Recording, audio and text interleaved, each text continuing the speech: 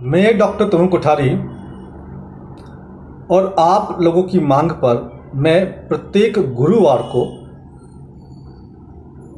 एक आध्यात्मिक वीडियो लेके आऊँगा। आध्यात्मिक चर्चा करेंगे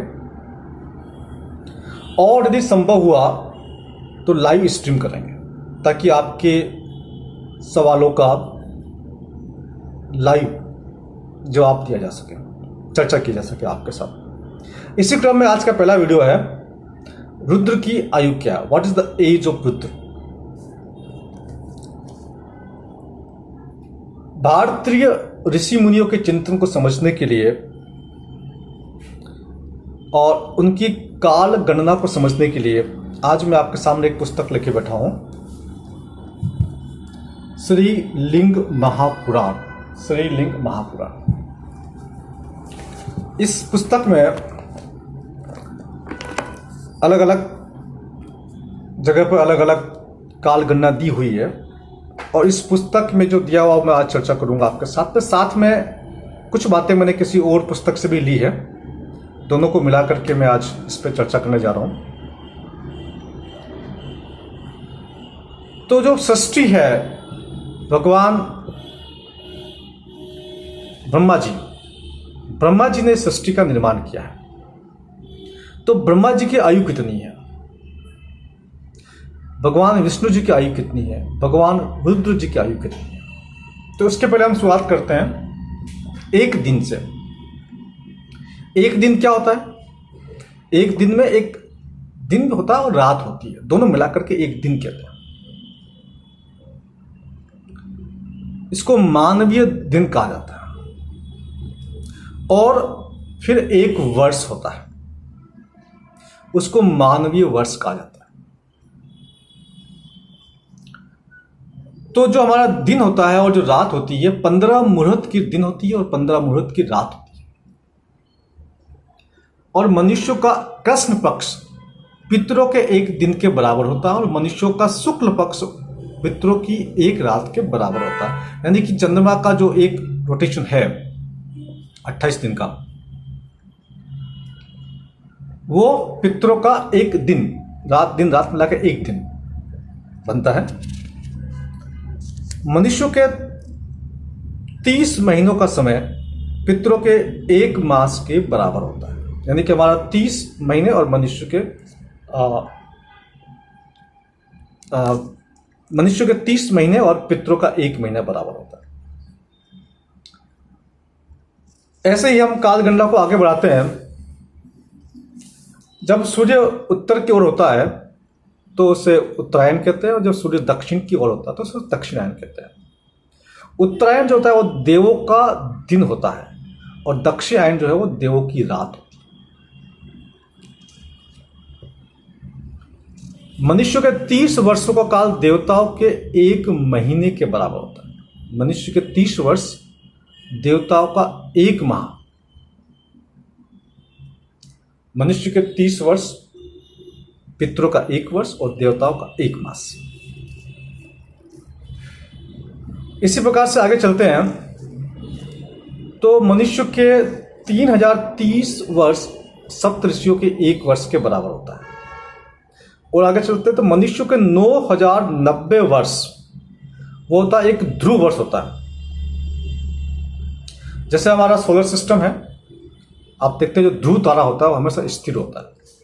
हो सकता है कि हमारा सूर्य ध्रुव तारे का चक्कर लगा रहा हो।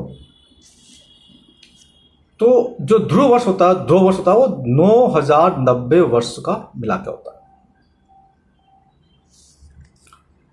इसी प्रकार से आगे चलते हैं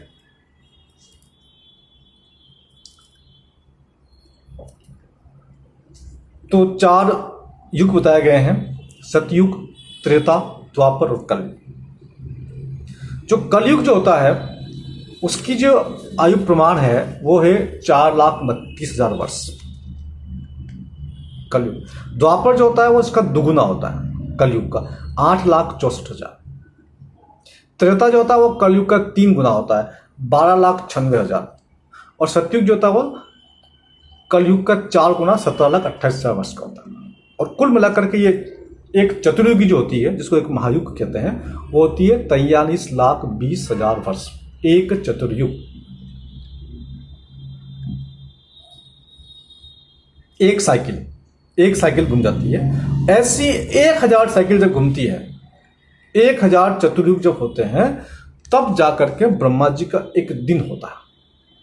और 1,000 चतुर्युग की ब्रह्मा जी की एक रात होती है। वो रात अर्थात प्रलय, और दिन अर्थात शुरुआत, नई सृष्टि की शुरुआत। तो उसमें क्या होता है, बिग बैंग। ब्रह्मा जी का एक दिन मतलब बिग बैंग, एक रात मतलब बिग क्रश। ये होती है 1,000 चतुर्युग की।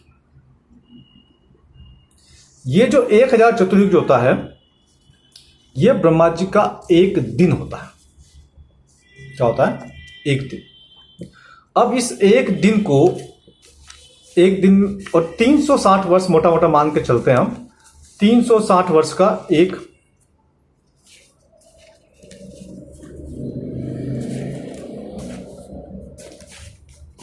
वर्ष, 360 दिन का एक वर्ष होता है। चूंकि ब्रह्मा चतुर्युग का 1,000 चतुर्युग, यानी कि जो एक चतुर्युग जो होता है वो 4,32,000 वर्ष का होता है, और 1,000 चतुर्युग होते हैं 4,32,00,000 वर्ष, और इतनी ही उनकी रात होती है। तो 8,64,00,000 दिन का एक प्रलय होता है, मिनी प्रलय टाइप होता है। और ऐसा एक दिन हुआ, और 360 दिन का एक वर्ष होता है। तो एक वर्ष के अंदर हुआ 31 नील 10 खरब 40 अरब, और ये एक वर्ष का है। तो ब्रह्मा जी की आयु ऐसा 100 वर्ष है, यानी कि 31 पदम 10 नील 40 खरब वर्ष, मानवी वर्ष। ये जो है वो ब्रह्मा जी की आयु है। ब्रह्मांड, ब्रह्मा जी बोल दीजिए, ब्रह्मांड बोल दीजिए, ब्रह्मांड का केंद्र बोल दीजिए, ब्रह्मलोक बोल दीजिए, वो सब एक ही है। और ब्रह्मा जी का जो आयु है, उसके बाद ब्रह्मा जी की समाप्ति हो जाती है।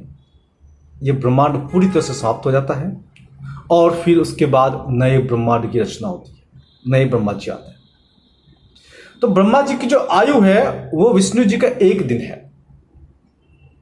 ऐसे 360 दिन का विष्णु जी का एक वर्ष है, और 100 वर्ष की विष्णु जी की आयु, ऐसे 100 वर्ष, 100 विष्णु वर्ष उसकी आयु।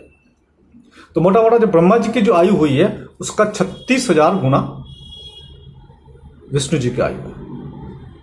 और जो विष्णु जी की आयु है वो रुद्र की एक दिन है। और ऐसे 360 दिन का एक वर्ष और 100 वर्ष की उनकी आयु, तो उनकी आयु का 36,000 गुना रुद्र की आयु।